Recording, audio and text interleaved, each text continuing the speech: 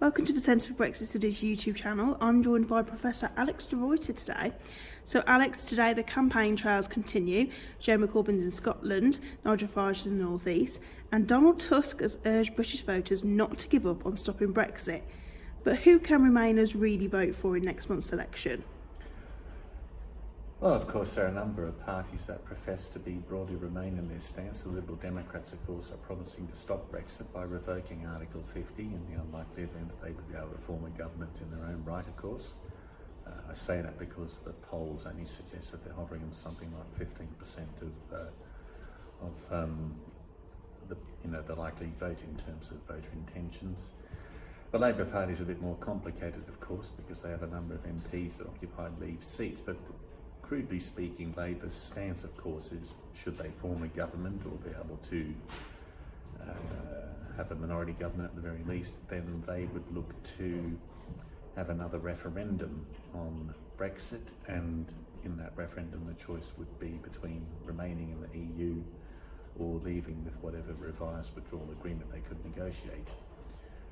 So in terms of interpreting that, you would say Labour are broadly pro-Remain in their stance, certainly in terms of their MPs and the bulk of their party membership.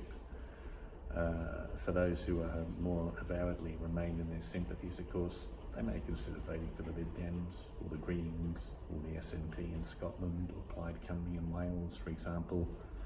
But I think in terms of Labour, that was the best Remainers were ever going to get, because the party is clearly anxious about losing seats in the Midlands and the North, where the Leave vote was high. So that's your Remainer option, basically.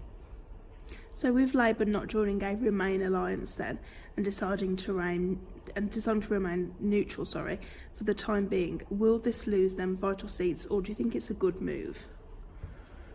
Well, again, like I said, I mean, Labour reflects a broad coalition of interests, and of course, in terms of the seats that the Labour Party has, they're particularly mindful of seats in the West Midlands here, around Birmingham, the Black Country, Stoke-on-Trent, and of course a whole range of seats in the north of England, around Manchester, Leeds, Cumbria, and that they're clearly worried that these seats may fall to the Conservatives, particularly given the pro-Leave stance in a number of these areas.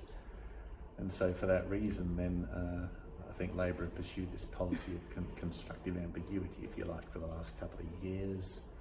That might lose them some Remainer votes, but on the other hand, it's distinctly possible that tactical voting could occur. So, a Remainer might look at them and think, well, this is not an ideal stance for me, but the alternative to voting for you would be for the Conservative candidate to get in. And I think we can expect to see a bit of that, in the election. So Labour leader Jeremy Corbyn has also said today that a second Scottish independence referendum would not take place within the first 2 years of a Labour government. Do you think this will put Scottish voters off voting Labour? Well, the current polls suggest that Scottish voters already have been put off voting Labour.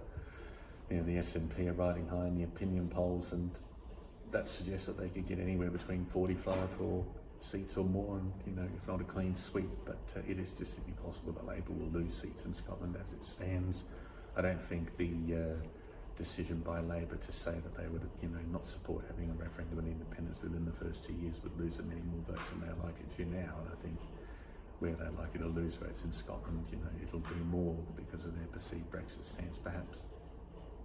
So the Tories are pledging to reduce immigration, Labour are promising to close the gender pay gap by 2030, and the Lib Dems are saying that they will make changing the gender recognition process a priority. Is this still the Brexit election? Well, it's one thing for a political party or the government in this case to campaign on the premise of, vote for us and we'll get Brexit done. But the thing about a general election, of course, as we discovered in 2017, is a whole range of issues come up.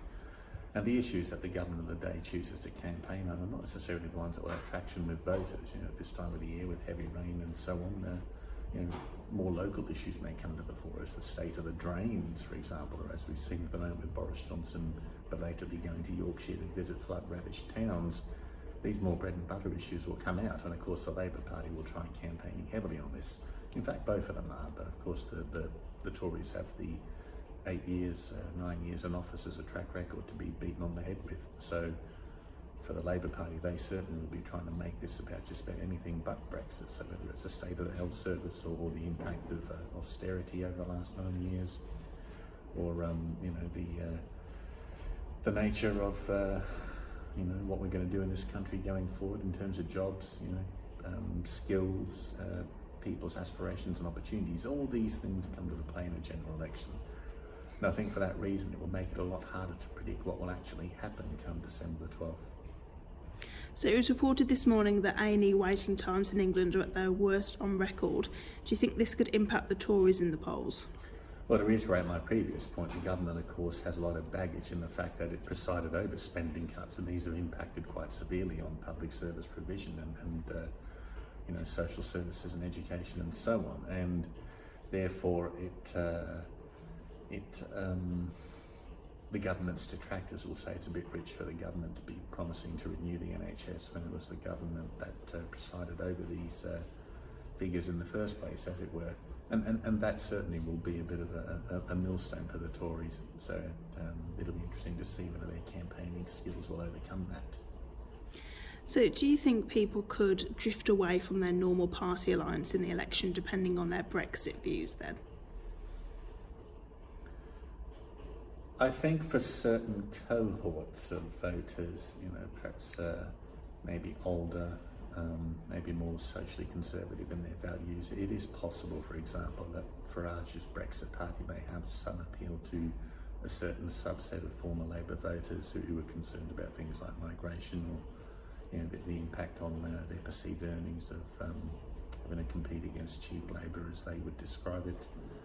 But again, it's difficult to say. Like I said, it will depend upon a whole range of things. The idea of tactical voting, the notion that the first past the post electoral system really does bias against voting for smaller parties like the Greens or the Lib Dems.